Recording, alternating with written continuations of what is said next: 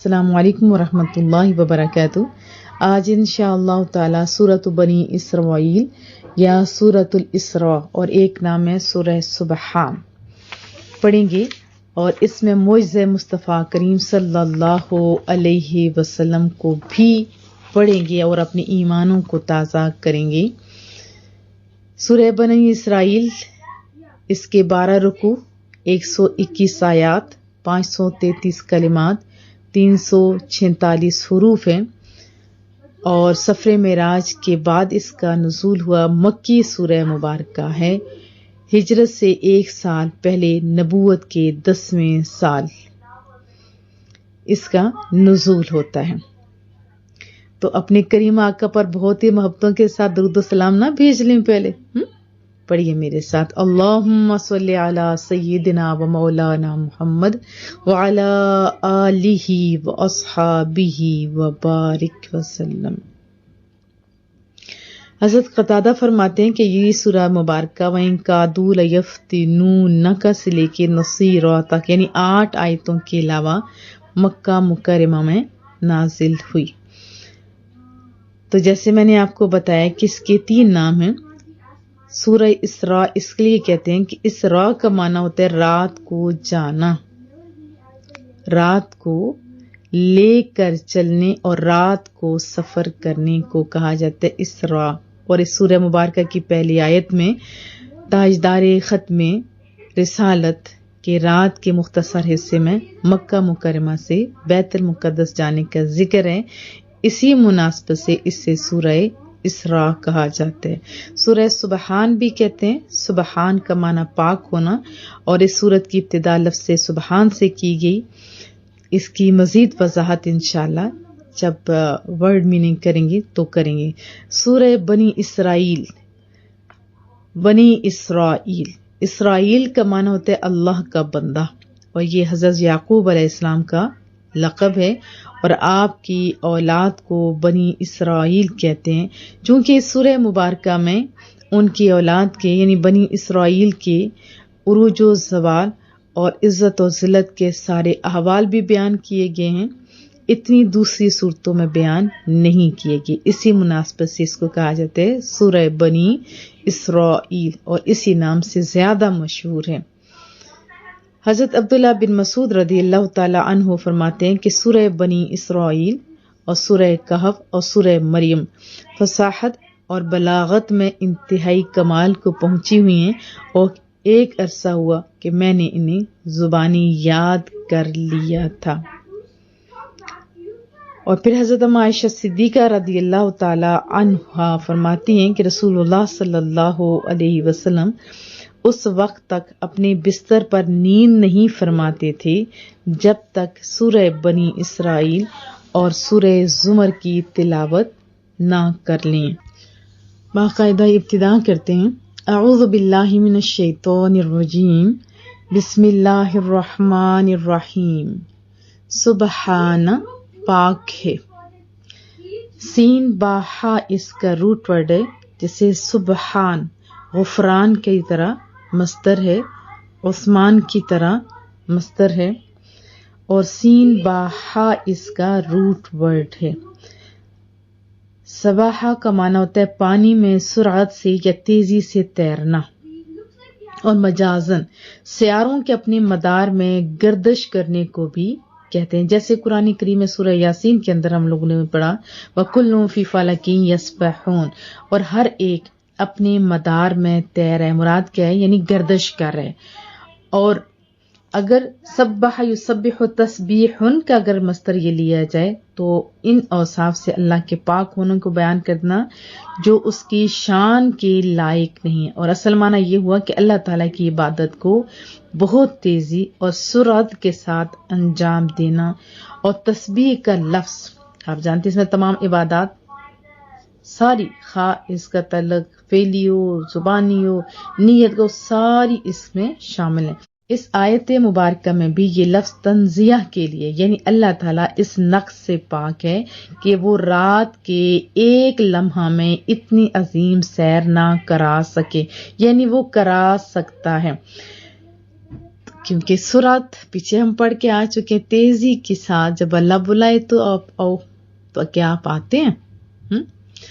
یاد رکھیں سورۃ الجمعہ کے اندر بھی ہے یا ایھا الذین آمنوا اذا نودی للصلاۃ من یوم الجمعہ، اے ایمان والو جب تمہیں نماز جمعہ کے دن نماز کے لیے بلایا جائے فسعوا الی ذکر اللہ، تو اللہ کے ذکر کی طرف دوڑ کر جاؤ، وذروا البیع، اور خرید و فروخت کو فوراً چھوڑ دو، کیونکہ اہل ایمان تو دوڑ کے جاتے ہیں نا اللہ کی طرف، جبکہ منافق کے لیے کسالہ کا لفظ آیا تھا کہ وہ ڈھلا ڈھلا ہو کے جاتا ہے جی۔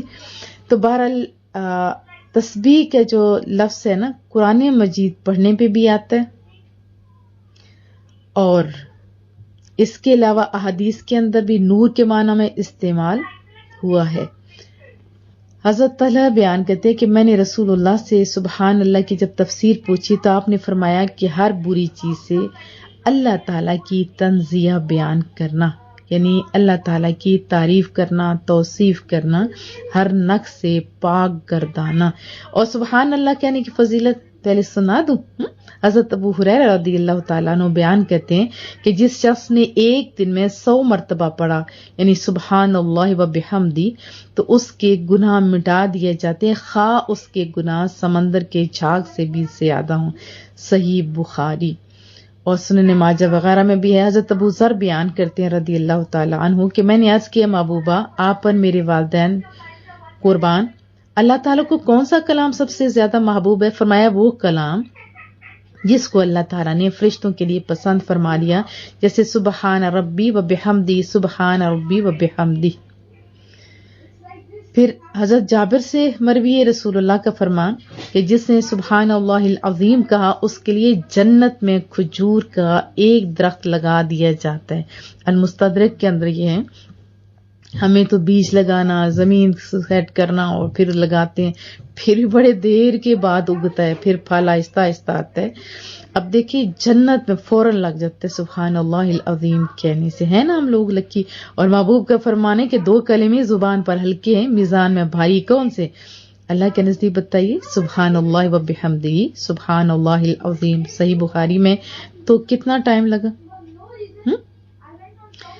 اور محبوب کا یہ بھی فرمان ہے کہ سبحان اللہ والحمد للہ ولا الہ الا اللہ واللہ اکبر، یہ بڑی شانوں والا کلمہ ہے اور اس کی بڑی شان بھی ہے۔ اور صلاۃ و تسبیح، چونکہ اس میں تسبیحات ہم زیادہ پڑھتے ہیں نا، سبحان اللہ والحمد للہ ولا الہ الا اللہ واللہ اکبر، یہ کہا جاتا ہے۔ تو بہرحال ہم لوگ جو نماز پڑھتے ہیں اس پہ بھی کبھی دھیان دیا، سبحانک اللہم و بحمدک، وہ پڑھتے ہیں نا، اس میں بھی ہم اعتراف کر رہے ہوتے ہیں۔ ہم تو ایسے پڑھتے پڑھتے جس نماز پڑھ لیتے، اس میں ہماری عقیدے کی بات ہے، ہم لوگ زبان سے کہہ رہے ہوتے ہیں کہ وہ ذات پاک ہے تو اے اللہ۔ ساری کتابوں میں یہ کس چیز سے پاک بھائی؟ ہر عیب سے، ہر نقص سے، ہر ضرورت سے، ہر خواہش سے، ہر چیز سے پاک ہے۔ جیسے ہم رشتوں کے محتاج ہیں، اللہ محتاج نہیں، وہ تو قل هو اللہ احد اللہ الصمد لم یلد ولم یولد ولم یکن له کفوا احد۔ ہم لوگ محتاج ہیں رشتوں کے، زندگی گزارنے کے لیے بھی بہت ساری چیزوں کے محتاج ہیں۔ کیسے؟ آب و ہوا کے، کھانے پینے کے، سونے کے۔ ایک بندہ مجھے بتائیے کہ کیا اکیلا وہ سبزیاں اگا سکتا ہے، فروٹ اگا سکتا ہے، دالیں اگا سکتا ہے، پھر گھر بنا سکتا ہے؟ میٹیریل اس کا کتنا میٹیریل ہوتا ہے، سیمنٹ، پتھر، ریت، دروازے کا نہیں، محتاج ہوتا ہے انسان۔ خود بنا سکتا ہے؟ نہیں، ہم لوگوں کو مستری اور مزدور چاہیے ہوتے ہیں۔ اللہ نے جب زمین و آسمان بنائے تو کیا ان کو ضرورت تھی میٹیریل اکٹھا کر؟ نہیں، کون کہا تو فیکون ہوگی۔ تو ہم نماز کے اندر بھی یہی کہہ رہے ہوتے ہیں کہ اللہ ہر نقص، ہر ضرورت، ہر عیب، ہر چیز سے پاک ہے، وہ یکتا ہے، وہ احد ہے، وہ واحد ہے، وہ اللہ ہے، وہ پاک ہے، ہر عیب سے، ہر شرک سے وہ پاک ہے، کوئی اس کا شریک نہیں ہے۔ تو یقیناً آپ کو بات سمجھ آ گئی ہوگی۔ اب جب نماز پڑھیں گے تو اس کو آپ نے ذہن میں رکھنا ہے۔ اب اسراء کا لفظ مانا ہوتا ہے رات کو جانا، رات کو لے گیا۔ اسراء ان سے ہے نا جس کے معنی رات کو لے کے چلنے اور رات کو سفر کرنے کے ہیں۔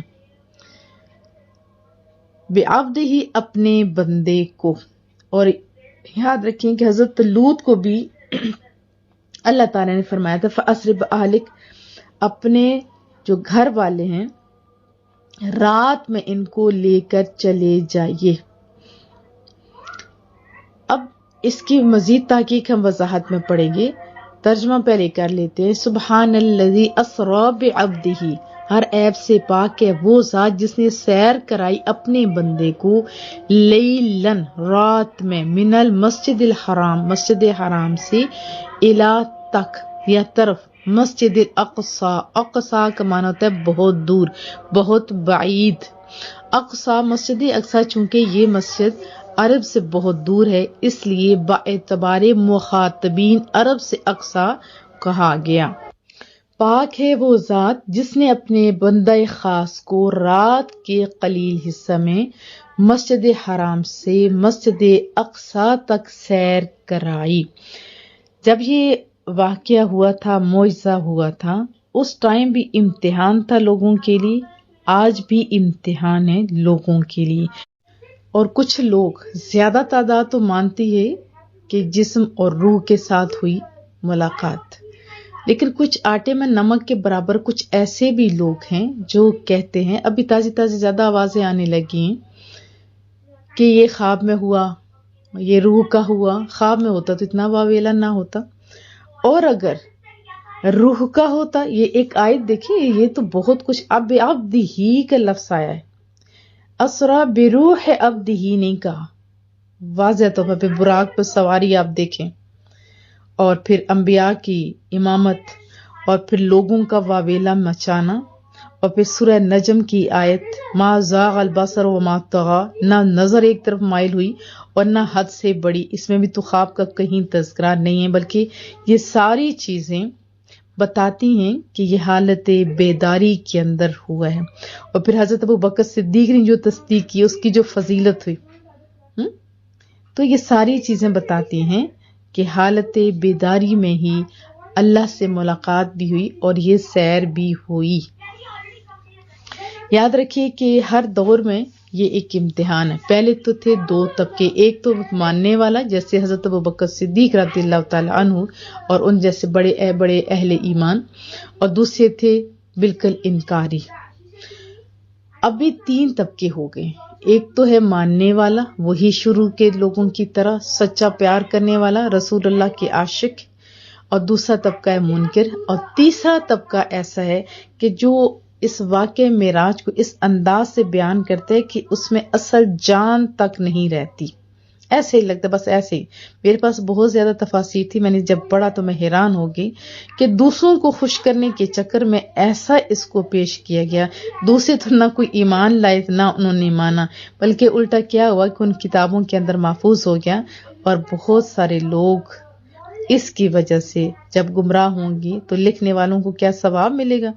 بالکل بھی ثواب نہیں ملے گا۔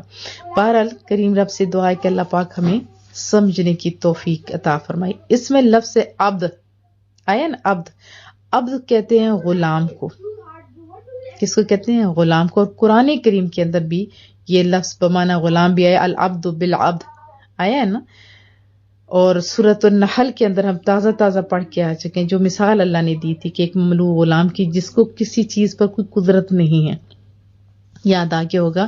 اور عبد کا دوسرا معنی ہے عبادت گزار اور اطاعت گزار، بعض وہ ہے نا جو اپنے اختیار کے بغیر اضطراری طور پر اللہ تعالی کی اطاعت کرتے ہیں، تو اس لحاظ سے تو ساری چیزیں عبد ہے۔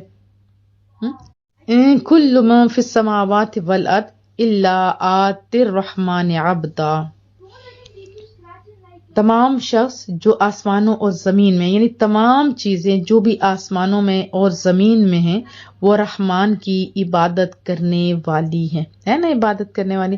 اور عبد کا ایک اور لفظ بھی جو قرآن کریم میں آتا ہے، جو جب بھی میں پڑھتی ہوں ایمان بڑا تازہ ہو جاتا ہے۔ ذرا آپ بھی مل کے میرے ساتھ وہ ضرور اپنی ایمانوں کو تازہ کریں۔ قل یا عبادی الذین اسرفوا علی انفسہم، کہ میرے بندوں کو ذرا بتا دو اگر وہ اپنی جانوں پر ظلم کر بیٹھے، زیادتی کر بیٹھے، لا تقنطوا من رحمت اللہ، اللہ کی رحمت سے مایوس نہ ہو جائیں۔ کیوں؟ ان اللہ یغفر الذنوب جميعا، بے شک اللہ تعالیٰ تمام گناہوں کو بخش دے گا۔ وجہ یہ انہ هو الغفور الرحیم، وہ تو ہے ہی سونا بخشنے والا، وہ تو بہانے ڈھونڈتا رہتا ہے، کوئی ہے۔ تو اس سے ہمیں یہ بھی پتہ چلا کہ ہمیں اللہ تعالیٰ سے مغفرت مانگنی چاہیے۔ اور پھر قرآن کریم میں اللہ تعالیٰ نے اپنے خاص بندوں کا بھی تذکرہ کیا ہے۔ جب شیطان کو کہا تھا نا کہ تو اس طرح ورغلائے گا، تو ورغلاتا رہے۔ ان عبادی لیس لک علیہم سلطان، بے شک میرے بندوں پر تیرا کوئی زور نہیں چلے گا، تیرا کوئی بس نہیں چلے گا۔ تو یہ بات بھی یقیناً بڑی اہم ہے۔ اور رہا مصطفیٰ کریم صلی اللہ علیہ وسلم کا، وہ تو ہیں ہی کامل عبد، کامل ترین عبد، محبوب ترین عبد ہے۔ تو سبحان ہے وہ جو اپنے عبد کو رات کے ایک تھوڑے سے عرصے میں لے گئے۔ اب یہ سوال ایک آتا ہے کہ رسول کا ذکر پھر کیوں نہیں کیا گیا، عبد کیوں کہا گیا؟ پوچھتے ہیں نا بہت سارے لوگ جو کہ بال کی کھال اتارتے ہیں۔ تو سبحان ہے وہ جو اپنے رسول کو لے گئے۔ اس کا جواب یہ کہ رسول وہ ہے جو اللہ کے پاس سے بندوں کی طرف لوٹ آئے، اور عبد وہ ہے جو بندوں کی طرف سے اللہ کے پاس جائے۔ تو یہ اللہ کے پاس آنے کا نہیں، اللہ کی طرف جانے کا موقع تھا، اس لیے یہاں رسول کا ذکر نہیں، عبد کا ذکر مناسب تھا۔ پھر حضرت یحییٰ علیہ السلام کے متعلق بھی فرمایا ہے نا رب کریم نے قرآن کریم کے اندر، ان اللہ یبشرک بیحییٰ مصدقا بکلمات من اللہ وسیدا وحصورا ونبیا من الصالحین۔ اے زکریا، اللہ تعالیٰ آپ کو یحییٰ علیہ السلام کی بشارت دیتا ہے جو عیسیٰ کلمۃ اللہ کے مصداق یعنی تصدیق کرنے والے ہوں گے، سردار ہوں گے، اور عورتوں سے بہت بچنے والے ہوں گے۔ یہاں حضرت یحییٰ علیہ السلام کو سید کہا گیا۔ پھر لوگ پوچھتے ہیں کہ آپ کو عبد فرمائے، اس کی وجہ کیا ہے؟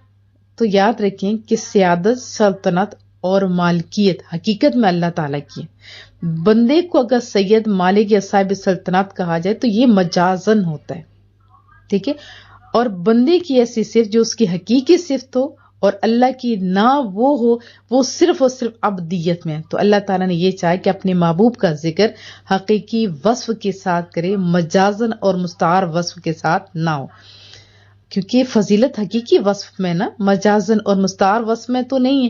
اور تیسری وجہ یہ کہ آپ کو محض عبد نہیں فرمایا، عبد ہو بھی فرمایا، ذرا ہو بھی تو دیکھے نا۔ اللہ کے بہت سارے بندے لیکن عبد ہو، لیکن کامل عبد وہ ہے جس کو مالک خود کے میرا بندہ۔ تو اللہ تعالیٰ نے رسول اللہ صلی اللہ علیہ وسلم کا جہاں بھی ذکر فرمایا اپنی طرف اضافت کر کے فرمایا، الحمدللہ الذی انزل علی عبدہ الکتاب۔ سورۃ الکہف میں اللہ ہی کے لیے ساری تعریف ہے جس نے اپنے بندے پر کتاب نازل کی۔ الیس اللہ بکاف عبدہ، کیا اللہ اپنے بندے کو کافی نہیں اپنے محبوب کے لیے؟ تو اللہ تعالیٰ نے اسرا، دیکھو یہ لفظ جو ہے اللہ تعالیٰ نے اسرا کرا، سیر کروائے، رات کو لے گیا۔ ہاں ایک اور بات بھی حضرت موسیٰ علیہ السلام کے متعلق بھی تو آتا ہے نا، وَلَمَّا جَاءَ مُوسَىٰ لِمِيقَاتِنَا، اور جب حضرت موسیٰ علیہ السلام ہمارے مقرر کیے ہوئے وقت پر آئے، لفظ آئے ہے نا۔ حضرت ابراہیم کے متعلق فرمایا وَقَالَ إِنِّي ذَاهِبٌ إِلَىٰ رَبِّي، ابراہیم علیہ السلام نے کہا بے شک میں اپنے رب کی طرف جانے والا ہوں۔ تو حضرت موسیٰ علیہ السلام از خود گئے، حضرت ابراہیم علیہ السلام از خود گئے، اور محبوب کریم کو اللہ تعالیٰ لے جانے والا تھا اور وہی لانے والا تھا۔ تو دونوں صورتوں میں فرق تو بہت ہو گیا۔ اب اللہ تعالیٰ سیدھا آسمانوں پہ کیوں نہیں لے کے گیا؟ کیونکہ آگے ہم وضاحت پڑھیں گے کہ کہاں کہاں۔ ابھی یہاں پہ تو بات ہو رہی ہے مسجد حرام سے مسجد کدھر اقصیٰ تک، اور یہ پھر لوگ بسوں میں پڑ جائے کب گئے تو کب کے، یہ جو بات ہے اس کو تو پہلے ہم پورا کرتے ہیں نا۔ اس کی وجہ یہ ہے ڈائریکٹ اللہ لے کے جانا چاہتا تو ڈائریکٹ آسمانوں پہ لے کے جا سکتا تھا. یہ بھی اتنا آسان تھوڑا ہے مسجد حرام سے مسجد اقصی تک لے کے جانا. اس وقت تو جہازوں کا تصور بھی نہیں تھا. ابھی تو جہاز ہیں بہت تیز تیز چیزیں لے کے جاتے ہیں، لیکن پھر بھی ایسے ایک بستر بھی گرم ہو، کنڈی بھی ہل رہی ہو، اتنا تیز تو ابھی بھی کوئی سفر نہیں ہوا. تو اللہ کی ذات ہے. اصل وجہ یہ تھی کہ لوگوں کو، سارے جو قریش کے لوگ تھے ان کو پتا تھا کہ رسول اللہ صلی اللہ علیہ وسلم نے مسجد اقصی نہیں دیکھی ہوئی، مسجد اقصی نہیں دیکھی کیونکہ یہ گئے نہیں تھے، جبکہ قریش کے بہت سارے لوگ ایسے تھے جنہوں نے یہ دیکھا ہوا تھا. اب مسجد اقصی جب کہ انہوں نے فرمایا کہ میں اس طرح پوری ڈیٹیل تو میں آگے بتاؤں گی نا، ابھی تو تھوڑے سے اس کے ترجمے کا مزہ لے لیتے ہیں. جنہوں نے دیکھی ہوئی تھی انہوں نے تو پھر سوالوں کی بچھاڑ کر دی. حکمتیں تو اور بھی بہت ساری ہیں لیکن اس میں ایک حکمت بھی یہ تھی مسجد اقصی لے کے جانے کی. جب کوئی پوچھے گا نا کہ ادھر گئے تھے وہ کیسی تھی، وہ کیسی، یہ بتا سکیں گے. اور بخاری شریف کے بھی اندر آتا ہے کہ رسول اللہ صلی اللہ علیہ وسلم کے سامنے مسجد اقصی کر دے گیا اور ایک ایک چیز جیسے جیسے پوچھتے گئے اور بھی جو کچھ پوچھا انہوں نے رستہ ادھر پہنچے سب کچھ بتا دیا رسول اللہ صلی اللہ علیہ وسلم نے. ایک بات بہت مزے کی، ارادہ تو تھا بعد میں بتاؤں لیکن ابھی بتا دیتی ہوں. حضرت ابو سفیان اس ٹائم ایمان نہیں لائے تھے، کیسے روم کے پاس ادھر ہی کہیں گئے ہوئے تھے. جب بات چیت چل نکلی رسول اللہ صلی اللہ علیہ وسلم کا مرتبہ کم کرنے کے لیے باتوں کے دوران واقعہ میرا یاد آ گیا. اس نے کیسے روم سے کیا کہا، اے بادشاہ کیا میں تم کو ایسی بات نہ سناؤں جس سے اس شخص کا جھوٹ تم پر واضح ہو جائے. اس نے پوچھا وہ کیا بات ہے، تو اس نے کہا وہ یہ کہتے ہیں کہ وہ ایک رات ہماری زمین یعنی ارض حرم سے نکل کر تمہاری اس مسجد یعنی بیت المقدس میں پہنچے اور اسی رات کو صبح سے پہلے ہمارے پاس حرم میں واپس پہنچ گئے. بیت المقدس کا جو بڑا عابد تھا نا، جو بادشاہ کے سرانے کھڑا ہوا تھا، وہ کہنے لگا کہ مجھے اس رات کا علم ہے. دیکھو وَتُعِزُّ مَن تَشَاءُ وَتُذِلُّ مَن تَشَاء کی وہ آئے ذہن میں لائے نا تو آپ کو اور یعنی محبت بڑھ جاتی ہے اللہ سے. وہاں ایک عابد کھڑا تھا، وہ کہتا ہے مجھے اس رات کا علم ہے. کیسر نے اس کی طرف مڑ کر دیکھا، اسے بھی تو حیرانگی ہوئی ہوگی. پوچھا تمہیں اس رات کا کیسے علم ہے؟ تو اس نے کہا میں ہر رات کو سونے سے پہلے مسجد کے تمام دروازے بند کر دیا کرتا تھا. اس رات کو میں نے ایک دروازے کے علاوہ سارے دروازے بند کر دیے، وہ دروازہ بند نہیں ہوا. اس وہاں جتنے لوگ تھے ہوتے نا جو ساتھ ساتھ ورکرز تھے، سب نے پوری کوشش کی، سب کو بلایا گیا، دروازہ بند ہی نہیں ہوا. ہم اس دروازے کو اپنی جگہ سے ہلا بھی نہیں سکے، ایسا لگتا تھا جیسے ہم کسی پہاڑ کے ساتھ زور آزمائی کریں. ہم نے کہا صبح کو جو ہوتے ہیں نا کارپینٹر وغیرہ جو ٹھیک کرتے ہیں بڑھئی وغیرہ، ان کو بلائیں گے، ان کو دکھائیں گے اس میں کیا نقص وغیرہ ہو گئے. تو پھر کہتے ہیں کہ اس رات ہم نے دروازہ ایسے کھلا چھوڑ دیا. صبح کو جب ہم نے دیکھا کہ مسجد کے ایک گوشے میں ایک کونے میں پتھر تھا، اس میں سوراخ تھا اور پتھر میں سواریوں کے باندھنے کے نشانات تھے. میں نے اپنے اصحاب سے کہا کہ گزشتہ رات کو وہ دروازہ اس لیے نہیں بند ہو سکا تھا کہ اس دروازے سے ایک نبی کو آنا تھا، کیونکہ پہلے بہت ساری باتیں تو پتہ تھی نا لوگوں کو، آنا تھا. اور اس رات ہماری اس مسجد میں نبیوں نے نماز پڑھی. یہ ایک بہت بڑی حکمت تھی، بہت بڑی. اور پھر امام بنے تمام انبیاء کے، اس میں بھی بہت ساری حکمتیں ہیں. لیکن وہ آیت جو ہم لوگوں نے سورہ آل عمران کے اندر پڑھی تھی، شاید آپ کو یاد آ گیا ہوگا، وہ اللہ کا وعدہ، وہ جو اللہ کا میثاق تھا. اللہ تعالیٰ نے لیا وَإِذْ أَخَذَ اللَّهُ مِيثَاقَ النَّبِيِّينَ لَمَا آتَيْتُكُم مِّن كِتَابٍ وَحِكْمَةٍ ثُمَّ جَاءَكُمْ رَسُولٌ مُّصَدِّقٌ لِّمَا مَعَكُمْ لَتُؤْمِنُنَّ بِهِ وَلَتَنصُرُنَّهُ قَالَ أَأَقْرَرْتُمْ وَأَخَذْتُمْ عَلَىٰ ذَٰلِكُمْ إِصْرِي قَالُوا أَقْرَرْنَا قَالَ فَاشْهَدُوا وَأَنَا مَعَكُم مِّنَ الشَّاهِدِينَ. اس کا ترجمہ بھی بڑا سونا ہے. اللہ تعالیٰ نے جب انبیاء سے میثاق لیا نا کہ جب میں تمہاری طرف کتاب اور حکمت بھیجوں، پھر ایک رسول بھی ہیں ان کی تصدیق کرنے والے، تو تم ضرور ان پر ایمان بھی لانا، ضرور ضرور ان کی مدد بھی کرنا. کیا تم اقرار کرتے ہو؟ جب بات کی جاتی ہے تو پھر تصدیق کروانے کے لیے پوچھا جاتا ہے کیا تم واقعی یہ کرو گے؟ قال اقررتم، کیا تم ایسا کرو گے، کیا تم اقرار کرتے ہو؟ وَأَخَذْتُمْ عَلَى ذَلِكُمْ إِصْرِي، کیا تم بھاری ذمہ لیتے ہو یہ؟ تو سب نے انبیاء نے کہا تھا قالوا اقررنا، ہاں ہم نے اقرار کیا۔ قال، پھر اللہ نے فرمایا فشہدوا، گواہ جو، وَأَنَا مَعَكُمْ مِنَ الشَّاهِدِينَ، اور میں تمہارے ساتھ گواہوں میں سے ہوں، یعنی گواہ ہوں۔ انبیاء کی امامت کون کرواتا ہے؟ جو سب سے اعلیٰ ہو ہر لحاظ سے۔ تو ہر لحاظ سے حضرت آدم سے لے کے سارے میرے محبوب کے، آپ کے محبوب کے پیچھے تھے، اور قیامت والے دن بھی رسول اللہ شفاعت فرمائے، مقام محمود بھی آپ کے حصے میں آئے گا، سارے رسول آپ کے نبی کے جھنڈے کے نیچے ہوں گے۔ اب تو امت کو پتہ نہیں کیا ہو گیا، اٹھ کے رسول اللہ کی شان کم کرنے میں زور لگا رہی ہے، اور نادانی میں، نہ سمجھی میں، ان کا مائنڈ بھی ایسے بنا دیا گیا کہ ذرا سا بات کرنے سے پتہ نہیں کیا سے کیا ہوتا ہے۔ تمام انبیاء نے شروع سے حضرت آدم سے لے کے حضرت عیسیٰ تک ہر ایک نے اپنے اپنے امتیوں سے یہ عہد لیے تھے، اور آج تو عملی ثبوت تھا۔ امامت رسول اللہ کی شان کا پتہ چلا۔ تو بہرحال جو مسجد اقصیٰ گئے، وہاں اقامت کا بتانا اور ساری نشانیاں ان لوگوں کا پوچھنا، ہر ایک کا جواب دینا، تو یہاں سے یہ پتہ چلتا ہے کہ جب اس سے اوپر جایا جائے گا تو اس بات کی تصدیق ہوگی، جب یہ ٹھیک ہے تو اوپر والے بھی ٹھیک ہے۔ اور چوتھی حکمت کہ تمام انبیاء اپنی اپنی قبروں میں دیکھیں ہیں، سب مجسم صورت میں آئے، سب نے خطبات بھی اپنے انداز میں، یعنی اللہ نے ہمیں یہ نعمتیں عطا کی ہیں، اور سب انبیاء نے اس طرح لکھا، جو کہا وہ بہت ساری کتابوں کے اندر لکھا ہوا بھی ملتا ہے۔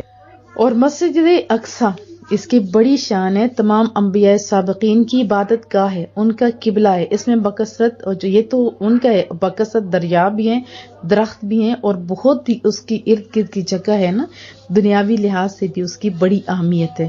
اور اس کا شمار ان 3 مساجد میں ہوتا ہے جن کی طرف سفر کیا جاتا ہے، اور 4 مقامات ہیں نا جن پر دجال کا داخلہ ممنوع ہے نا، آپ جانتے ہیں، ایک تو آپ کو پتہ ہے مکہ، دوسرا مدینہ، اور تیسری ہے مسجد اقصیٰ، اور چوتھی ہے مسجد طور۔ اور مسجد اقصیٰ کے اندر جب رسول اللہ صلی اللہ علیہ وسلم نے نماز پڑھی تو ظاہر سنت ہو کہ بہت بڑی بات ہے، میرے محبوب کے قدمین لگے ہیں وہاں پہ، تو محبوب نے فرمایا کہ اس میں نماز پڑھنا ایک نماز 50,000 نمازوں کے برابر ہے۔ سنن ابن ماجہ کے اندر یہ لکھا ہوا ہے۔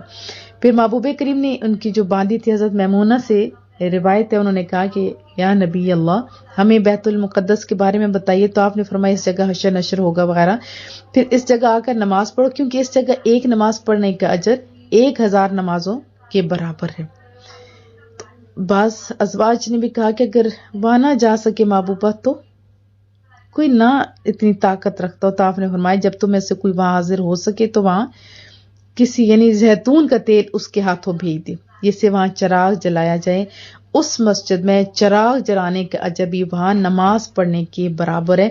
ابھی جو فلسطین کے اندر جو غازی ہیں نا، ان کی شان پھر انہیں کو پتہ ہے، تبھی تو جگری سے لڑ رہے ہیں۔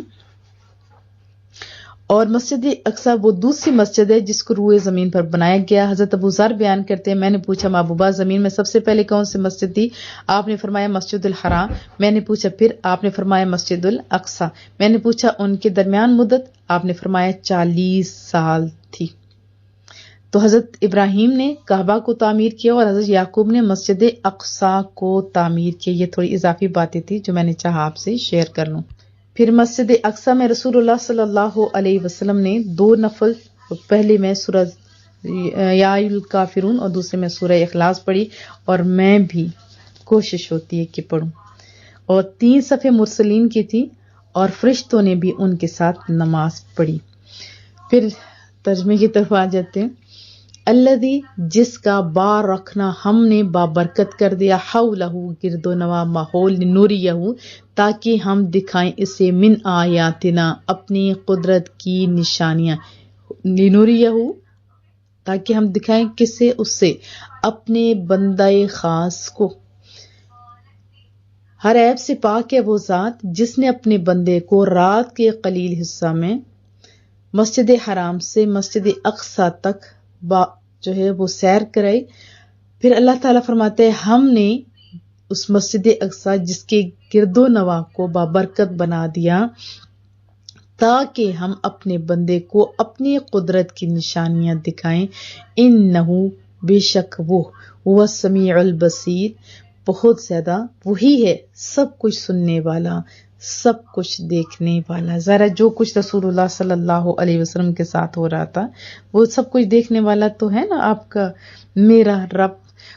اور یہ ایسا وقت تھا کہ جب رسول اللہ صلی اللہ علیہ وسلم واقعی پریشان تھے.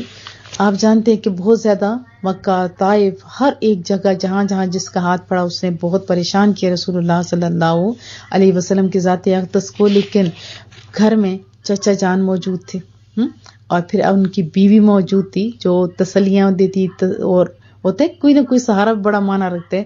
لیکن ابھی تو یہ شفیق چچا بھی چلے جاتے ہیں اور بیوی بھی ساتھ چھوڑ جاتی ہیں. بہت پریشان تھے اور کفار اب تو کوئی بند باندھنے والا نہیں تھا مزید تنگ کرنے لگے. یہ ایسا موقع تھا جس میں اللہ تعالیٰ نے اپنے بندے کو پھر لے گئے. پھر سارا کچھ وہ نشانیوں میں سب کچھ جنت دوزخ وہ ہم وضاحت میں مزید پڑھیں گے وہ دکھایا. پھر بتایا کہ آپ کا دین غالب ہوگا. تسلی جب کوئی اپنا دے دے آپ خود بتائیں تو کتنا سکون ہوتا ہے. اور جب اللہ دے تو اور پھر اللہ کا دیدار پھر غم تو سارے بھول گئے یا نہیں بھول جاتے ہیں نا.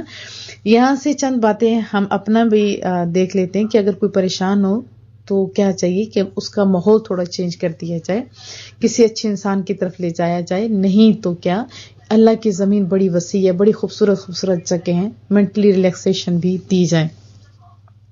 اور مشکلیں آ جائیں تو مشکلوں سے کہہ دو ہمارا خدا بڑا ہے.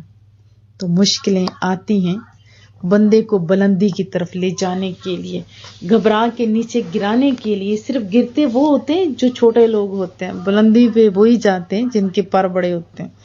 تو اللہ نے آپ کو اس قابل سمجھا ہوتا ہے تبھی مشکلات آتی ہیں اور بلندیوں کی طرف لے جاتا ہے.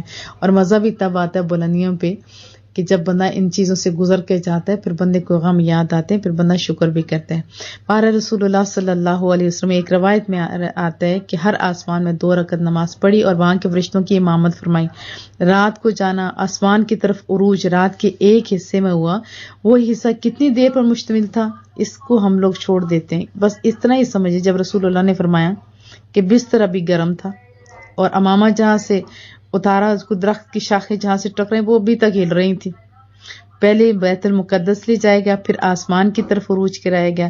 آہستہ آہستہ وہاں ساری عجیب و غریب چیزیں اور سب کچھ چیزیں اللہ نے دکھائیں وہ شانوں والے رب نے. اور حضرت کعب نے بیان کیا کہ آسمان دنیا سے بیت المقدس کی طرف ایک دروازہ کھلا ہوا ہے اور اس دروازے سے ہر روز 70,000 فرشتے نازل ہوتے ہیں. جو شخص بیت المقدس میں آئے اور نماز پڑھے اس کے لیے استغفار کرتے ہیں. اس لیے رسول اللہ صلی اللہ علیہ وسلم کو پہلے بیت المقدس لے جایا گیا پھر آسمانوں کی طرف اوپر عروج ہی عروج. اور سفر معراج کے 5 مرحلے ہیں. پہلا مرحلہ براق پر سوار ہو کر مسجد اقصی تک. دوسرا مرحلہ معراج یعنی سیڑھی پر چڑھ کر آسمان دنیا تک. اور سیڑھی کے بارے میں بھی بہت زیادہ ڈیٹیل ہے وہ بھی ٹائم ملتا ہے تو بتاتی ہوں. پھر تیسرا مرحلہ فرشتوں کے پروں پر سوار ہو کر 7ویں آسمان تک. چوتھا مرحلہ حضرت جبریل امین کے پروں پر سوار ہو کر سدرۃ المنتہا تک. 5واں مرحلہ رف پر سوار ہوتے ہیں اور قاب قوسین تک جاتے ہیں. آپ کو براق معراج فرشتوں کے پروں اور حضرت جبریل کے پروں پر سوار کرنے کی بھی بہت ساری حکمتیں ہیں کہ آپ کی اللہ تعالیٰ کے نزدیک عزت وجاہت اور کرامت کو ظاہر کیا جائے. ورنہ یاد رکھیں کہ اللہ تعالیٰ تو قادر ہے پلک جھپکنے سے پہلے جہاں سے چاہے وہاں تک سب تک پہنچا سکتا ہے. اور جو سیڑھی ہے نا اس نورانی سیڑھی کے آسمانوں تک 60 ڈنڈے تھے یہ لکھا جاتا ہے. 8واں ڈنڈا 7ویں آسمان سے لے کر سدرۃ المنتہا تک تھا. 9واں ڈنڈا مقام مستوی تک تھا جہاں پر قلم چلنے کی آواز سنائی دیتی ہے. اور 10واں ڈنڈا صریف الاقلام سے لے کے عرش تک تھا. ظاہر ہے شب معراج اللہ تعالیٰ نے جس مسافت کو طے کیا اپنی اصل حالت پر تھی.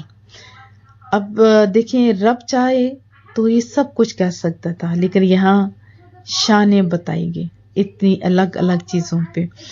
آپ جانتے ہیں کہ آصف برخیا نے 1 ماہ کی مسافت سے تخت بلقیس کو پلک چھپکنے سے پہلے لایا تھا وہ قرآن کریم میں موجود ہے۔ پلک چھپکنے سے پہلے نبی پاک صلی اللہ علیہ وسلم کا عرش پر جا کر لوٹ آنا، اس پر اعتراض عقل والے تو نہیں کرتے، اور اب والے تو بالکل کرنا ہی نہیں چاہیے۔ اس کی وجہ یہ ہے اب تو اتنی تیز رفتار سواریاں ہیں، جس کو اللہ نے بنایا ہے بندہ، اس کے عقل نے ایسی چیزیں بنائی ہیں، وہ اتنی فاسٹ ہیں تو اللہ کی تو ہم سوچ ہی نہیں سکتے۔ اور جیسے سگنلز ہوتے ہیں، اب موبائل ہے، اب دیکھیے کتنے فاسٹ سگنل ہیں، ہے نا، فاسٹ سگنل۔ میں یہاں پہ ملاؤں اپنی امی کو تو اپنی امی سے بات کر سکتی ہوں، اپنے کسی فرینڈس کو ملاؤں تو اس کو، اپنے رشتہ داروں کو ملاؤں تو اس کو۔ یہ اس سگنل کیا ہم نے بنائے؟ نہیں، ہم نے تو اسے لے کے بس اپنا کام چلایا۔ تو اللہ تعالیٰ اپنے بندے خاص کو چند لمحوں میں سیر کرے، اور جو محبت والے ہیں نا وہ کیا کہتے ہیں کہ یاد رکھو اپنے نبی کی شان پہچانو، آپ کے نبی کی سیر اس طرح ہے کہ یہاں سے وہاں تک سب کچھ دیکھ دکھا کے واپس لوٹ جاتے، یہ سیر ہے نبی کی۔ تو جب ایک امتی اپنے نبی کو بلائے تو وہ سیر کرتا تو نہیں نہ آتا، وہ سیر کرتے نہیں آتے۔ تو اپنے نبی کے ساتھ اپنے رشتے کو مضبوط کیجیے۔ اور ضمناً یہ بھی عرض کر دوں کہ رسول اللہ صلی اللہ علیہ وسلم نے بہت ساری جگہوں پہ الگ الگ لوگوں کے سامنے اس واقعہ معراج کو بیان کیا، اور اگلے بندے کی استطاعت کے مطابق بیان کیا، تو کوئی اس میں اختلاف نہیں ہے۔ کئی جگہوں پہ ختیم لکھا ہوا ہے، وہ بھی تو کعبے کے اندر ہی ہے نا، تو کعبے کے اندر سے ہی سفر کی ابتدا ہوتی ہے، اور پھر اندر سینہ چاک ہوتا ہے، پھر دل کو زمزم کے پانی سے دھویا جاتا ہے، پھر پیٹ کو، اور پھر اس میں جو سونے کا تشت لایا گیا جس میں ایمان اور حکمت سے بھرا ہوا تھا، پھر ایمان اور حکمت کو سینے میں ڈالا جاتا ہے، پھر تمام رگوں میں جو گوشت کے اندر رگیں ہوتی ہیں ایمان اور حکمت کو سمو دیا گیا، پھر اس کو بند کر دیا۔ یہ بخاری شریف کے اندر بھی موجود ہے۔ حضرت انس بن مالک بیان کرتے ہیں کہ رسول اللہ صلی اللہ علیہ وسلم نے فرمایا کہ پھر میرے پاس ایک سواری لائی گئی جو خچر سے چھوٹی، گدھے سے بڑی تھی، رنگ اس کا سفید تھا۔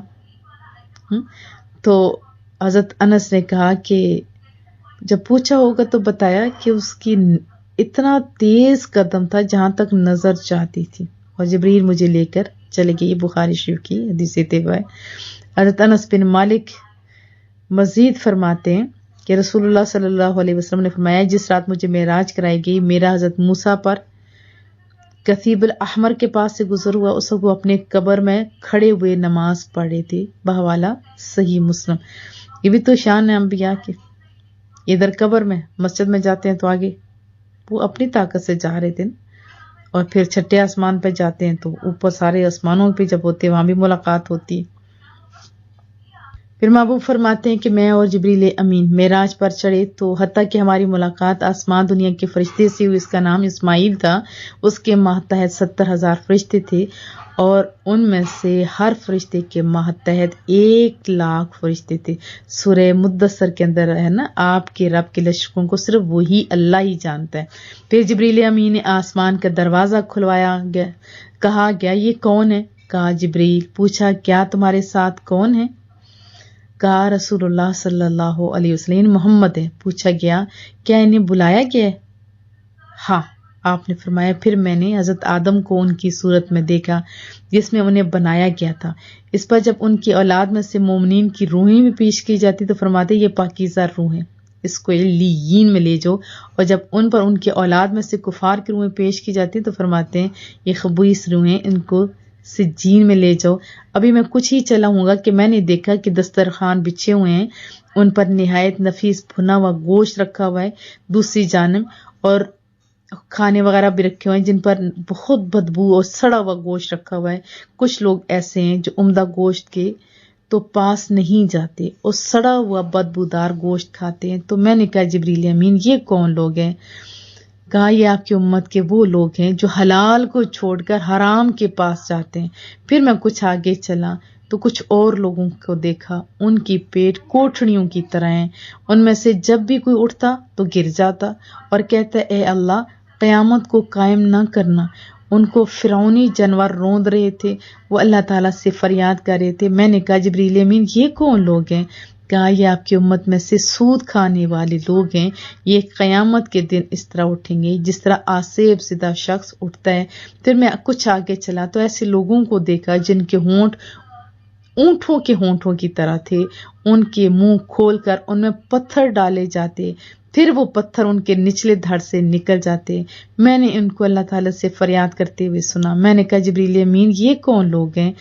کہا یہ آپ کی امت کے وہ لوگ ہیں جو ظلماً یتیموں کا مال کھاتے ہیں۔ دراصل یہ لوگ اپنے پیٹوں میں آگ بھر رہے تھے اور عنقریب یہ لوگ جہنم میں داخل ہوں گے۔ پھر میں کچھ آگے چلا، دیکھا کہ کچھ عورتیں اپنے سینوں کے بل لٹکی ہوئی ہیں۔ میں نے سنا وہ اللہ تعالیٰ سے فریاد کر رہی تھی۔ میں نے کہا جبریل امین یہ کون عورتیں ہیں؟ انہوں نے کہا یہ آپ کی امت میں سے زنا کرنے والیاں ہیں۔ پھر میں کچھ اور آگے چلا تو دیکھا کچھ لوگ پہلوؤں سے گوشت کاٹ کاٹ کر ان کے منہ میں ڈالا جا رہا ہے، ان سے کہا جا رہا ہے کہ ان کو کھو جیسا تم دنیا میں اپنے بھائی کا گوشت کھاتے تھے۔ میں نے پھر پوچھا یہ کون لوگ ہیں؟ تو جبریل امین نے جواب دیا یہ آپ کی امت میں سے غیبت کرنے والے اور چغلی کھانے والے لوگ ہیں۔ یہ دلائل النبوہ کے اندر لکھا ہوا ہے۔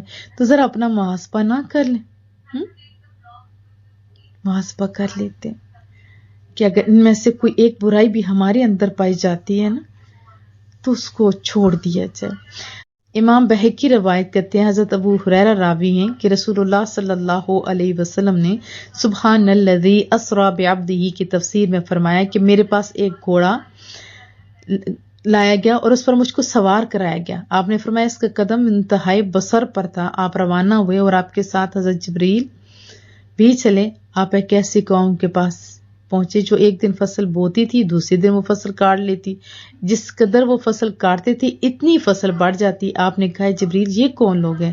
انہوں نے کہا یہ اللہ کی راہ میں ہجرت کرنے والے ہیں، ان کی نیکیوں کو 700 گنا تک بڑھا دیا گیا ہے، اور تم جو چیز بھی خرچ کرتے ہو اللہ تعالیٰ اس کے بدلے میں اور چیز لے آتا ہے، اور وہ سب سے بہتر رزق دینے والا ہے۔ پھر آپ ایک ایسی قوم کے پاس آئے جن کے سروں کو پتھروں سے کچلا جا رہا تھا، اور جب سر کچل دیا جاتا تو وہ سر پھر ٹھیک ہو جاتا، ان کو مہلت نہ ملتی کہ سر پھر کچل دیا جاتا۔ میں نے کہا جبریل امین یہ کون ہیں؟ انہوں نے کہا یہ وہ لوگ ہیں جن کے سر فرض نماز کے وقت بھاری ہو جاتے تھے، جو کہتے ہیں نا دل نہیں لگتا باجی، سنیں آپ۔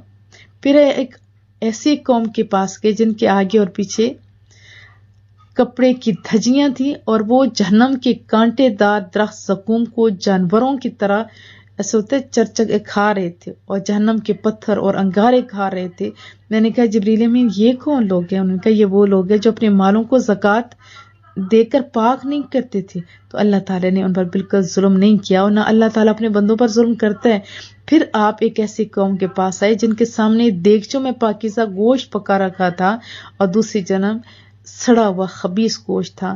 وہ سڑے ہوئے خبیث گوشت کو کھا رہے تھے، پاکیزہ گوشت کو نہیں دیکھ رہے تھے، نہیں کھا رہے تھے۔ پھر آپ نے پوچھا تو جبریل امین نے بتایا یہ وہ لوگ ہیں جن کے پاس حلال اور طیب بیویاں تھیں، اور وہ اس کو چھوڑ کر رات بھر بدکار عورتوں کے پاس رہتے تھے۔ یہ جو بدکاریاں کرتے ہیں نا وہ بھی سننے۔ پھر آپ نے دیکھا کہ راستے میں ایک لکڑی ہے جو ہر کپڑے کو پھاڑ دیتی ہے، ہر چیز کو زخمی کر دیتی ہے۔ اللہ تعالیٰ فرماتا ہے نا قرآن کریم کے اندر سورۃ الاعراف میں آتا ہے کہ ہر راستے میں اس لیے نہ بیٹھو کہ مسلمانوں کو ڈراؤ۔ آپ نے پوچھا یہ کیا ہے؟ انہوں نے کہا یہ آپ کی امت کے ان لوگوں کی مثال ہے جو لوگوں کا راستہ روک کر بیٹھ جاتے ہیں۔ پھر ایک ایسے شخص کے پاس سے گزرے جس نے لکڑیوں کے ایک گٹھا جمع کر لیا جس کو وہ اٹھا نہیں سکتا تھا، اور وہ اس گٹھے میں مزید لکڑیاں ڈالنا چاہتا تھا۔ آپ نے اسی طرح پوچھا، جبریل امین نے جواب دیا یہ آپ کی امت میں سے وہ شخص ہے جن کے پاس امانتیں تھیں اور وہ ان کو ادا نہیں کر سکتا تھا، اور وہ مزید امانتیں رکھ لیتا تھا۔ پھر آپ ایک ایسی قوم کے پاس سے گزرے جن کی زبانیں اور ہونٹ آگ کے انگاروں سے کاٹے جاتے تھے، اور جب بھی ان کو کاٹ دیا جاتا پھر وہ ٹھیک ہو جاتے، ان مہلت نہیں ملتی تھی۔ پھر پوچھا کہ یہ کون؟ فرمایا یہ آپ کی امت کے فتنہ پرور خطیب ہیں۔ پھر آپ کا گزر ایک چھوٹے پتھر سے ہوا جس کے سوراخ سے ایک بڑا بیل نکل رہا تھا. پھر وہ بیل اس سوراخ میں داخل ہونا چاہتا تھا لیکن داخل نہ ہو سکتا. آپ نے پوچھا یہ کیا؟ تو جواب ملا وہ شخص ہے جو کوئی بڑی بری بات کہہ کر پھر نادم ہوتا، اس کو واپس لینا چاہتا، واپس لے نہیں سکتا. پھر آپ کا گزر ایک ایسی وادی سے ہوا جہاں سے بہت خوشگوار ٹھنڈی اور خوشبودار ہوا آ رہی تھی جس میں مشک کی خوشبو تھی. وہاں سے آواز آ رہی تھی. آپ نے پوچھا ہے جبریل امین یہ اتنی سونی خوشبو اور یہ آواز؟ فرمائی یہ جنت کی آواز ہے جو اے اللہ تعالی مجھ سے اپنا کیا ہوا وعدہ پورا کر اور مجھے میرے اہل عطا فرما، کیونکہ میری خوشبو، میرا ریشم، میرے سندس، میرے استبرق، میرے موتی، میرے مرجان، میرے مونگے، میرا سونا، میرا چاندی، میرے کوزے اور یہ کٹورے شہد دودھ اور میری شراب بہت زیادہ ہو گئے. بس تو اپنے وعدے کے مطابق مجھے اہل جنت عطا فرما. تو اللہ تعالیٰ نے فرمایا تیرے لیے ہر مسلم، ہر مسلمہ ہیں، ہر مومن، ہر مومنہ ہیں جو مجھ پر اور میرے رسولوں پر ایمان لائے اور اس کے ساتھ اعمال صالحہ کیا، میرے ساتھ کسی اور کو شریک نہ ٹھہرایا، میرے سوا کسی اور کی عبادت نہیں کی، اور جو مجھ سے ڈریں گے میں ان کو امان دوں گا، اور جو مجھ سے سوال کریں گے میں ان کو عطا کروں گا، جو مجھے قرض دیں گے میں ان کو جزا دوں گا، جو مجھ پر توکل کریں گے میں ان کے لیے کافی ہوں گا. میں اللہ ہوں، میرے سوا کوئی عبادت کا مستحق نہیں، وعدے کے خلاف نہیں کرتا. تو جنت نے کہا میں راضی ہوگی. پھر آپ ایک ایسی وادی میں ہے جہاں سے نہایت بری بھیانک مکروہ آوازیں. آپ نے فرمایا اے جبریل یہ آواز کیسی؟ فرمایا یہ جہنم ہے جو کہہ رہی ہے کہ میرے جو اہل ہیں نا، دوزخی ہیں، وہ جو اللہ مجھ سے وعدہ کیا ہے، کیونکہ میرے توق، میری زنجیریں، میرے شعلے، میری گرمی، میرا تھور، میرا لہو، میرا پیپ، میرا عذاب اور سہاگ، جتنے اسباب ہیں نا سزا کے بہت زیادہ ہو گئے. میری گہرائی بہت زیادہ، میری آگ بہت تیز ہے. مجھے وہ لوگ دے جن کا تو نے مجھ سے وعدہ کیا تھا. رب فرمائے گا ہر مشرک، ہر کافر، ہر خبیث، ہر منکر، ہر بے ایمان مرد اور عورت تیرے لیے. تو یہ سن کر جہنم کہے گی میں راضی ہوگی. آپ نے فرمایا پھر آپ روانہ ہوئے حتیٰ کہ بیت المقدس پر آئے اور آپ نے ایک پتھر کے پاس اپنی سواری باندھی. پھر آپ بیت المقدس میں داخل ہوئے، فرشتوں کے ساتھ نماز پڑھی. پھر جب آپ نے نماز پڑھ لی تو انہوں نے کہا جبریل یہ آپ کے ساتھ کون ہے؟ انہوں نے کہا یہ محبوب ہے، محمد صلی اللہ علیہ وآلہ وسلم ہے، خاتم النبیین ہے. پوچھا انہیں بلایا گیا؟ جبریل نے کہا ہاں. انہوں نے کہا اللہ ہمارے بھائی اور ہمارے خلیفہ کو سلامت رکھے، وہ اچھے بھائی اچھے خلیفہ انہیں خوش آمدید ہو. پھر انبیاء کرام کی روحیں بھی آئیں اوروں کی، انہوں نے اپنے رب کی حمد کی، ثنا کی. پھر حضرت ابراہیم نے کہا تمام تعریفیں اللہ کے لیے جس نے ابراہیم کو خلیل بنایا اور جس نے مجھے عظیم ملک دیا، مجھے اللہ سے ڈرنے والی امت بنایا، میری پیروی کی جاتی ہے، مجھے آگ سے بچایا، اس آگ کو میرے لیے ٹھنڈی اور سلامتی کر دیا. پھر حضرت داؤد نے اپنے رب کی ثنا کرتے ہوئے انہوں نے بھی خطبہ دیا تھا یہ ساری تعریفیں اللہ کے لیے جسے مجھے حکومت کی نعمت دی، مجھ پر زبور نازل کی، لوہے کو میرے لیے نرم کر دیا، پرندوں اور پہاڑوں کو میرے لیے مسخر کر دیا، مجھے حکمت دی اور فیصلہ سنانے کا منصب دیا. حضرت سلیمان نے بھی اسی طرح اپنے رب کی حمد بیان کی اور کہا کہ جس نے میرے لیے ہواؤں کو، جنوں کو، انسانوں کو مسخر کر دیا، شیاطین کو بھی جو عمارتیں اور مجسمے بناتے تھے، مجھے پرندوں کی بولی دی، ہر چیز سکھائی، میرے لیے پگھلے ہوئے تانبے کا چشمہ بہایا اور ایسا عظیم ملک دیا کہ میرے بعد کسی اور کے پاس ایسا نہیں. پھر حضرت عیسیٰ علیہ السلام بھی انہوں نے بھی اللہ کی حمد بیان کی اور وہ جو اللہ نے دی نعمتیں، وہ تورات، انجیل کی تعلیم، مادرسات، اندھوں برس والوں کو ٹھیک کرنا، یہ ساری انہوں نے پھر اعتراف کیا اور مجھے سارے شیطانوں سے محفوظ رکھا. اور پھر میرے محبوب نے فرمایا کہ تمام تعریفیں اللہ کے لیے جس نے مجھے رحمت للعالمین بنا کر بھیجا، تمام لوگوں کے لیے بشیر نذیر بنایا، مجھ پر قرآن کریم نازل کیا جس میں ہر چیز کلیئر واضح ہے، میری امت کو تمام امتوں سے بہتر بنایا، میری امت کو امت وسطیٰ بنایا، میری امت کو امت اول بنایا، میری امت کو امت آخر بنایا، میرا سینہ کھول دیا، مجھ سے بوجھ اتار دیا، میرا ذکر بلند کیا، مجھے ابتدا کرنے والا انتہا کرنے والا بنایا.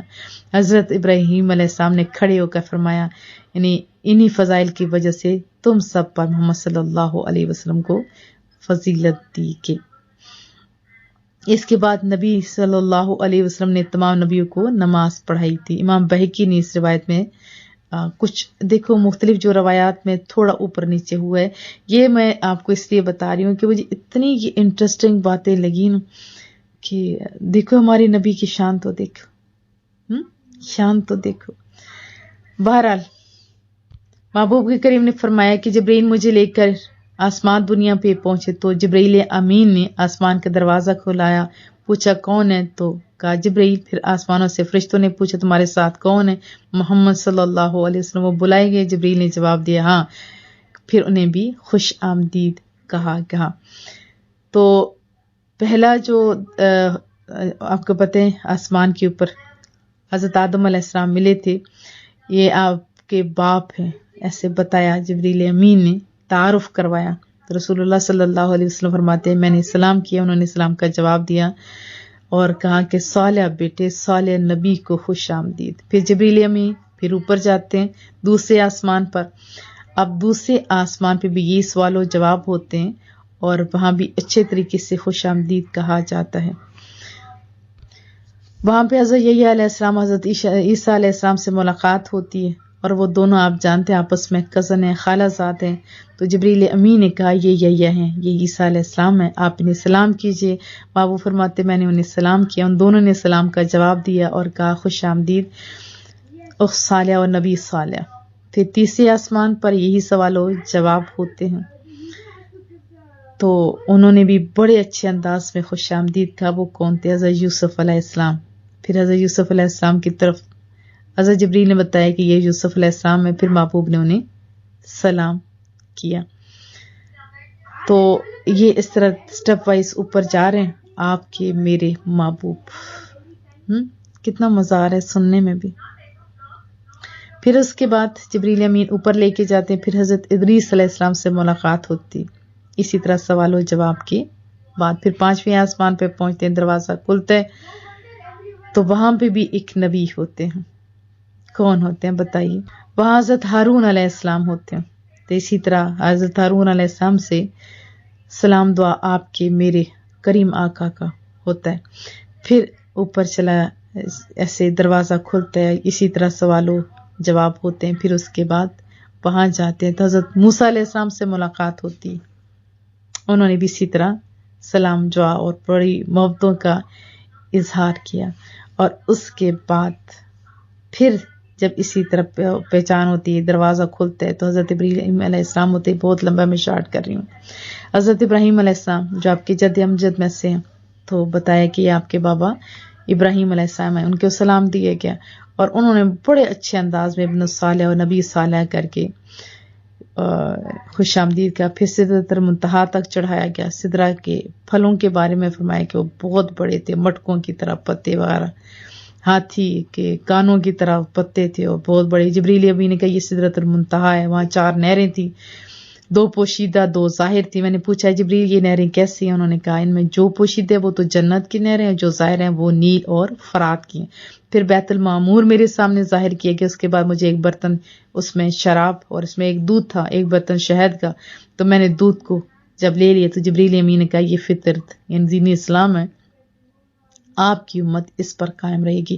اب جبرائیل امین کو پتہ تھا کہ آپ کی امت اس پر قائم رہے گی، لیکن رسول اللہ کی امتی اب اٹھ کے جو باتیں کریں اللہ انہیں ہدایت دے اور اللہ ہم لوگوں کو بھی ہدایت دے، ہم بھی علم سیکھیں تاکہ ہم ان لوگوں کی باتوں میں نہ آئیں. پھر جنت اور دوزخ اور یہ ساری چیزیں دیکھو آپ کے محبوب کو اللہ نے دکھائیں. جو مختلف سواریوں کا میں نے آپ کے سامنے تذکرہ کیا، ان سواریوں سے ہوتے ہوئے یہ بڑی لمبی ڈیٹیل ہے. آخر میں ایک آواز آتی ہے، حضرت ابوبکر کی آواز سے مشابہ لکھا جاتا ہے کتابوں کے اندر، اے محمد قف، ٹھہر جائیے یا محمد، فإن ربک یصلی، آپ کا رب صلاح پڑھتے. آپ اس آواز سے تھوڑا متعجب ہوئے، دل میں سوچا کہ میرا رب نماز پڑھ رہے. جب آپ کے دل میں تعجب ہوا تو پھر آواز آئی وہ آیت پڑھتے ہوئے، وہی اللہ یصلی علیکم وملائکتہ، آتا ہے نا قرآن کریم کے اندر کہ اللہ اور اس کے فرشتے درود بھیجتے ہیں. پھر نبی پاک صلی اللہ علیہ وسلم کا ذہن اس طرح متوجہ ہوا پھر اللہ تعالیٰ کو اپنی آنکھوں سے آپ کے میرے نبی صلی اللہ علیہ وسلم نے دیکھا، اور ہم کلام کو فرمایا کہ مانگی، آپ نے عرض کیا تو نے حضرت ابراہیم کو یہ دیا، حضرت موسیٰ کو یہ دیا، یہ بھی لمبی بات ہے، حضرت عیسیٰ کو یہ دیا، جتنی چیزیں میں آپ کو اوپر تھوڑا بہت بتا چکی ہوں. تو پھر اللہ تعالیٰ نے بتایا کہ وہ خلیل ہیں، اور تم لوگوں کی طرف آپ کو تو بشیر نذیر بنا کر بھیجا، آپ کا شرح صدر کیا گیا، آپ سے بوجھ دور کیا گیا، آپ کے ذکر کو بلند کیا. جہاں اللہ کا ذکر ہے، لا الہ پڑھتے محمد رسول اللہ بھی ساتھ کہنا پڑتا ہے نا. جہاں میرا ذکر ہے وہاں تیرا بھی تو ذکر ہے محبوبہ، چاہے آذان ہو چاہے نماز. آپ کی امت سب سے بہتر ہے، اور آپ کی امت اول اور آخر بنایا گیا. آپ کی امت کے بعض لوگوں کے دلوں میں آپ کی کتاب بہت بڑی بات ہے جو ہم اوپر پڑھ کے آ چکے ہیں، اس کو بھی ہم لوگ شارٹ کر دیتے ہیں. پھر سورہ بقرہ کی آیات عرش کے خزانے کے نیچے سے وہ بھی دی گئی، سبع مثانی، جو آپ سے پہلے کسی نبی کو نہیں دی. پھر اتنی فضیلت رحمت للعالمین ہونا کہ ہم سے بات بشیر اور نذیر ہونا، اور دشمنوں کے دلوں میں ایک ماں کی مسافت سے روب ڈال دینا، مال غنیمت کو حلال کر دینا، اور پہلوں کے لیے نہیں تھا. تمام روئے زمین کو مسجد، تیمم کا طریقہ، کلام کے جو یعنی اتنا جامع کلام ہے نا آپ کے نبی کا، میرے نبی کے صلی اللہ علیہ وسلم، اور سب چیزیں ہر ایک کو بتا دی گئی. یہ دلائل النبوہ کے اندر درج ہے. اور بخاری میں آتے ہیں کہ رسول اللہ صلی اللہ علیہ وسلم 7ویں آسمان سے اوپر سدرۃ المنتہا پر پہنچے. وہاں جب بار رب العزت آپ کے نزدیک ہو گیا اور قریب ہوا، حتیٰ کہ وہ آپ سے 2 کمانوں کی مقدار برابر ہو گیا. اس سے زیادہ اور کیا ہو سکتے، اتنے کیسا خوشی کا لمحہ ہوگا. پھر وہی، پھر 50 نمازیں، پھر آپ کے اور میرے محسن حضرت موسیٰ علیہ السلام، آپ کو روک لیا گیا، یا محمد رک جائیے. اللہ نے کیا دیے، اتنی دن اور رات میں 50. فرمایا آپ کی امت نہیں پڑھ سکتی، آپ کی امت میں یہ طاقت نہیں ہے. پھر تخفیف کے لیے آپ کے میرے نبی پھر جاتے ہیں. ایک چکر لگایا نہیں، 9 چکر، 5 کم ہوتے ہوتے 5. آخر میں پھر بھی حضرت موسیٰ نے کہا جائیے، آپ کی امت یہ بھی نہیں پڑھ سکتی. تو آپ کے محبوب نے فرمایا اشک بار آنکھوں سے کہ میری امت کے 5 بھی نہیں پڑھ سکتی، 5 بھی نہیں پڑھ سکتی. اب ہم کتنے خوش نصیب ہیں، پڑھتے 5 ہیں، ثواب ہمیں 50 کا ملتا ہے. اتنی تخفیف. آپ کے رسول اللہ آپ کے میرے محسن ہیں، اور حضرت موسیٰ ہم سب کے محسن ہیں. ابھی ہم زندہ اور مردوں کے چکروں میں پڑے ہوئے ہیں. یہ دنیا سے گئے ہوئے کتنے سال ہوئے، لیکن کم کرائیں حضرت موسیٰ علیہ السلام نے. تو آخر میں کیا فرمایا، مجھے رب سے حیا آتی ہے، اس پہ توجہ کہ 5 بھی نہیں پڑھ سکتی میری امت. پھر 1 نیکی کریں گے تو 10 کا ثواب کم از کم. برائی کا سوچیں گے تو کوئی گناہ نہیں، اگر برائی کریں گے تو نیکی کا سوچیں گے تو نیکیوں کی ابتدا شروع ہو جائے گی. اور بھی بہت سارے انعامات ہم لوگوں کو مل گئے. اب قدر کرنا یا نہ کرنا یہ اب ہمارے ذمہ ہے. قدر کیے تو پار ہو گئے، نہیں کیا تو پھر تباہ بھی خود ہی ہو جائیں گے. ایک آیت ہی ہم نے آج پڑھی، پھر اگلا انشاءاللہ پھر پڑھیں گے.